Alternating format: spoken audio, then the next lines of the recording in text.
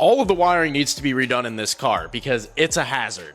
Number one thing I see when I make videos about this car is that people say that wiring is no good, and the entire setup really isn't any good, to be honest. But essentially, I've got more than a handful of hot wires going directly to things that are powering this car. Now, I did add this fuse, but the rest of this, yeah, this is how I got it. And this junction right here that's going to all these red wires that then go inside the cabin are coming straight from the battery, because that comes from the battery's positive post. And you can see exactly what I'm talking about with a lot of those wires running right through here. Now, I'm not really aware of whether or not there are relays besides that one. So in short, all of the wiring in this car needs to be ripped out and redone, because there needs to be relays and there needs to be fused power.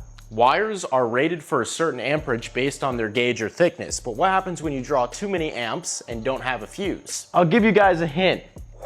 Anytime you draw power from a source, you want a fuse, and you want it in line and right where you're drawing from. So that's why I have it as close to the battery junction as possible on the one I did add. Second of all, since this car isn't on the factory harness or stock ECU, it doesn't have the factory relays intact. Now, relays do not decrease amperage. All they do when used with a fuse, as you always should, is decrease resistance by allowing you to run shorter wire. Now, for example, you draw 12 volts from your battery to a switch to turn on your radiator fans. You end up running tons of wire, which increases resistance and also causes something called voltage drop. More electrical resistance, the more heat you create, and that could melt down your wires. Now, a relay allows you to run much shorter wire while still powering your appliance. All it is a switch, but the point is that now you've decreased your resistance, you've decreased voltage drop, and you've also decreased the heat that you're creating with that wire setup. So long story short, fused power with relay setups is the way to go if you want to be safe. Now, my buddy Andrew offered to rewire the entire car for me because he wants it on the right setup, and he said while you work on the Corvette and twin turboing it, you could drop off this Mustang and I'll get that done. He's going to use a relay board just like he does in all of his cars, and it's going to be the proper setup. So yes, I'm fully aware that the wiring in this car is a complete hazard, and it's going to be corrected very soon.